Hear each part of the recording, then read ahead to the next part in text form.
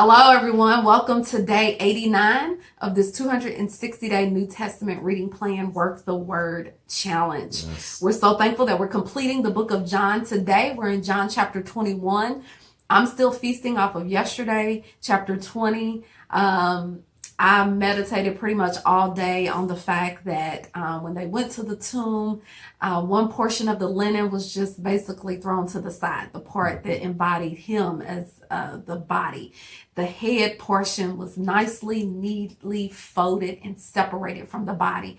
And that really blessed my soul just to know that even from customary standpoints in that day, that when someone wasn't finished, they would fold their linen and sit it, and it allowed the servant to know that that person was coming back. Don't take their plate. Don't, wrap up. That person's coming back. So I thought it was very significant to me as I use my spiritual imagination and allow the Holy Spirit to minister to me from that text was the fact that the body part of the linen that wrapped Jesus, it was thrown to the side. Why? Because his physical body, him, the manship, the humanity part of God was over.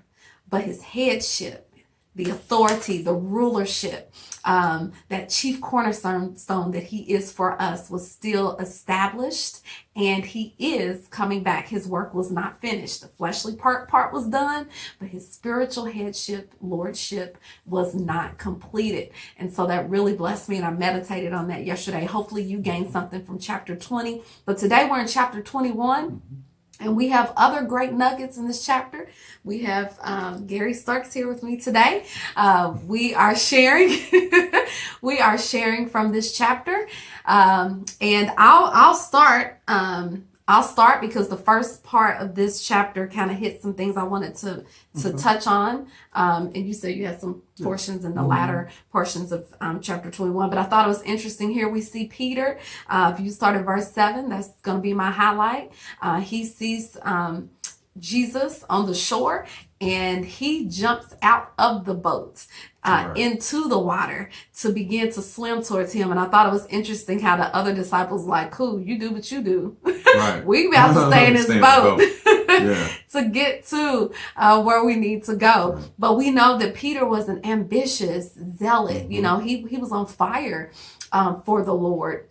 And we could see in some earlier accounts in the Gospels how Jesus had bid him on the water that time in the storm, and he wanted to walk on the water. When the storms and the winds blew, he fell and asked Jesus to save him. And what did Jesus do? He saved him. Yes. So this time I thought it was interesting. He wasn't looking for necessarily a miracle. He didn't say, bid me again. I'm going to get it right this time. He said, look, I just got to go for what I know, because I know who and whom I believe. Even despite his past, what we will perceive failure to fully walk it out. He says, this time I'm not necessarily looking for a miracle. I'm not asking God for a miracle, but I know he's a miracle worker. So I'm just going to go ahead and get out here and swim to get to him. And sometimes we're in scenarios where we have to do that. Right. Where, God is not going to do it the way he maybe did last time, the way you thought he should have done it, or the way you feel like you missed it last time. Try it again. He was so on fire for God. He was like, I'm not letting nothing stop me. I'm going to try it again. He just jumped out and swam to him. And so sometimes Jesus wants us to just come to him. Don't necessarily say, Lord, bid me to come. I'm bidding myself to come to you. Right. Wherever you are, I want to come to you. And if that means me getting out of this comfort zone of this boat with these other people that's not going with me, that's okay. I'm going to jump out and do what I have to do because of my personal relationship with you. So I thought that was good. Verse 7 stood out to me for today in chapter 21.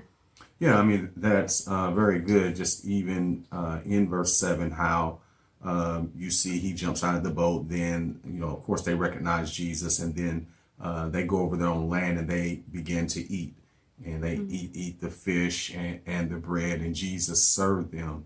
And then what you see beginning in verse 15, Jesus shifts Peter's mindset from his profession to his assignment.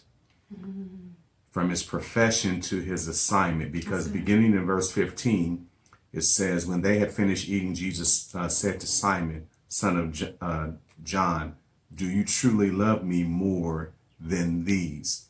And then he goes on in verse 15, the latter part. Peter says, yes, Lord, you know I love you. Then Jesus begins to deal with him about his real assignment. He says that if you love me, Jesus says, he says, feed my lamb. Then in verse 16, he deals with Peter again. And Jesus said to Simon, son of John, do you truly love me? And he said, yes, Lord, you know I love you. Then he says, take care of my sheep. So when I see the analogy of the lamb and the sheep, I see Jesus dealing with Peter about the young and the old, because the lamb is the younger and your sheep is the more mature, and how Jesus he gave him an assignment to deal with all humanity, all age groups. And I love this because this really challenged Peter, the shift from his profession to his assignment.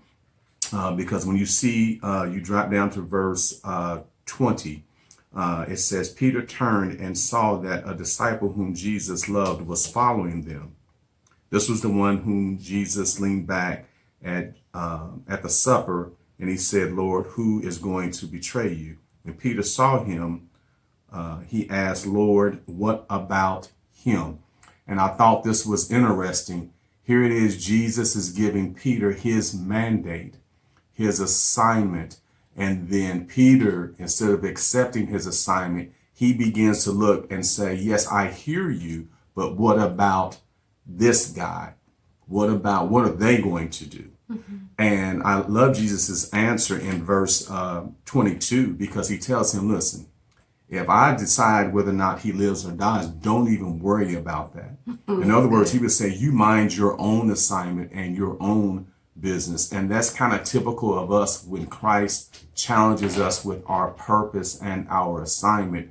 Instead of accepting that, the first thing we want to do is start looking and asking about, well, what about them? Because what God calls us to do has nothing to do with anybody else's assignment. It really doesn't. What he calls you to do, that is what is meant for you to do.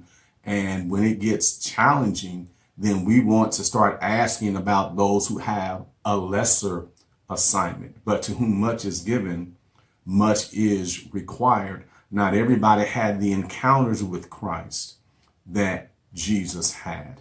So the greater your encounters, the greater your assignment, the greater your responsibility. And oftentimes you want to shun those. No, that's good. I like that. So he moved him from his profession to his assignment, shifting his thought process. And I was reading that as well in the chapter and just saw the progression of a couple things. Like you said, he asked him 3 times, do you love me? Mm-hmm. So he's talking about the young, as you mentioned, feed my lamb. You love me? He asked him again, okay, if you love me. And he knew that he loved him. He was just trying to harness what he offered. And sometimes we have certain traits and ways that God is trying to shift us to mold it to more of what the assignment that he desires for us to do. So he loved his zeal, his love for him, to the point where he was ready to beat some people down. But he wanted to harness that and say, let me show you how to use it for my glory, for my benefit. And so he progressed him along, tend to my sheep, taking care of them, that pastoral type of care, and then feed them. So I thought that was an interesting dynamic, because there's a difference between tending and feeding. Right. So some people may, have that ability to tend, manage, and kind of keep everybody together, but yet don't feed. And vice versa. You have someone that's able to feed, but they're not able to manage and to keep people. So we need both. Right. So prayerfully, those that are in ministry, we're asking God and we're seeking God for that administrative management piece, that download from the Spirit, that we may govern and tend God's people, but also that we're getting into the Word, because working the Word works, that we may feed the people what thus saith the Lord, not what I say. That's right. Not what you say, but feeding what the Father wants to be fed to his people. And that's so good. And so although he denied him 3 times, he comes back with 3 times where he can yet give back to him. That's right. So that's encouragement for you. That's encouragement for you. You may feel like I've let God down a couple times. That's okay. That's okay. He's saying, look, right? He's giving you a good example here. You're going to rebound. And look, the deeper of the depth that you feel like that you got yourself in is the deeper of the depth I want you to go in me, so that I can use you for my glory. He says, do you love me? Yes. That's good. Jesus said, do you love me? And if your answer is yes, he's telling you everything related to serving people. He's not saying, do you love me? Well, let me tell you, go to that car lot and get you a new car.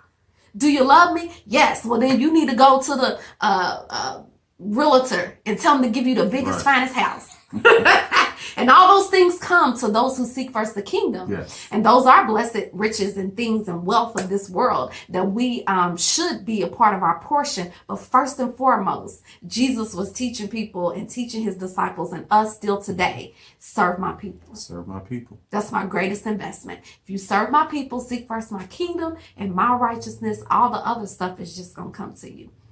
Yes. And it's going to sustain and not be something you get, but then it has a void with it. Right. That emptiness that comes. The emptiness. Yes.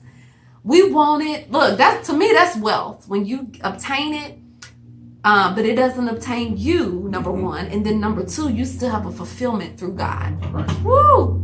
Powerful. Yes.